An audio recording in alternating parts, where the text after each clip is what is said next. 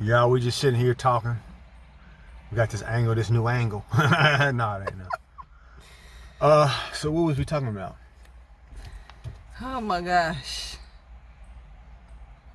Leaving one way of thinking and entering into a new way of thinking. Yeah. So we were just kind of like past couple of days or a few days, it's been a lot of moments of struggle, or a lot of moments of just, sometimes you get in your emotions, you get in your feelings, you're getting distracted by things that cause you to kind of put more bricks in the backpack. You know what I mean? You're stacking up the weight, and then we're like, man, how do you get out of it? How do you get out of this moment where it's obviously recognizable that you are becoming a hindrance, to your own freedom, your own,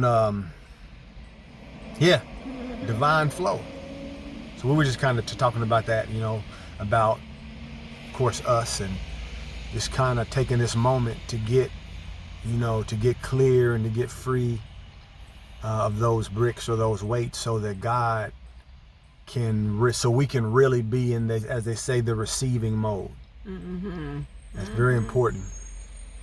Sometimes people get so trapped into thinking that they'll never get out of the place that they're in, or it can feel overwhelming, or it can feel like there's so much work to be done to get to where they want to be, that they don't take the first step or the second step or the third step. They don't keep going down that path to really start to let go of those bricks, like you talked about, And so really, that's what we were saying, just that people have to even trust that you can be free and that you can start to move forward. And it's not so much about how long it's going to take, because usually that's where all of our minds go to. Is how long something is going to take. It's not so much about that, but it's more about you starting to move forward, to thinking differently, so that you can receive differently. Yeah. I know I was talking about how, for as far back as I can remember, in these certain ways, I've always felt like, man, it just can't be this hard. You think, you listen to people's stories, and then their prayer stories, and then, church.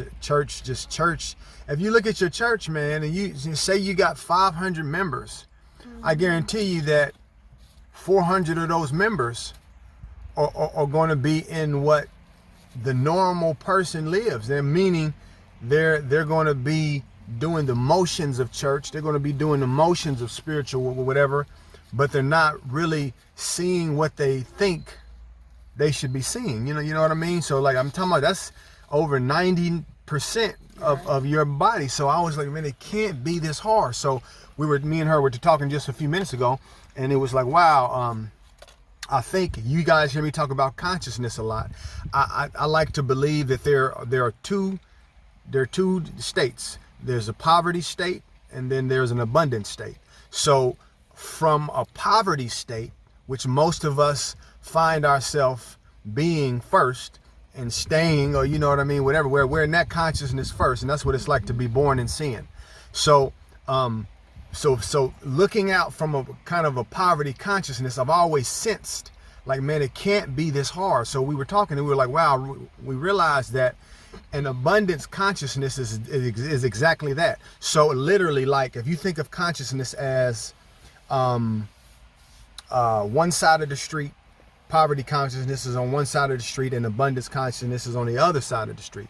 All it takes is one jump or one step to get from one consciousness to the one state of consciousness into the next. So if you can see it like that, then it kind of takes the sting away from thinking, man, how on earth am I going to be able to change my state of mind? It's just an adjustment, and it's a perspective.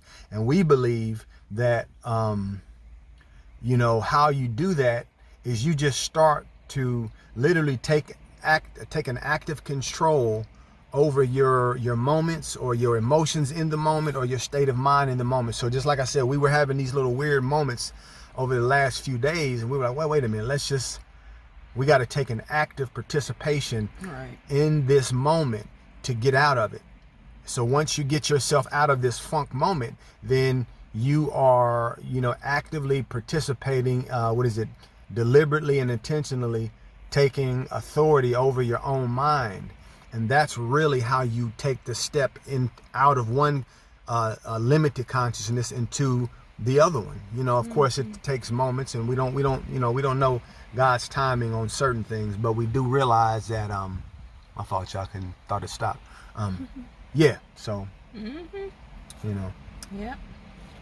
So we just wanted to stop in and say hey.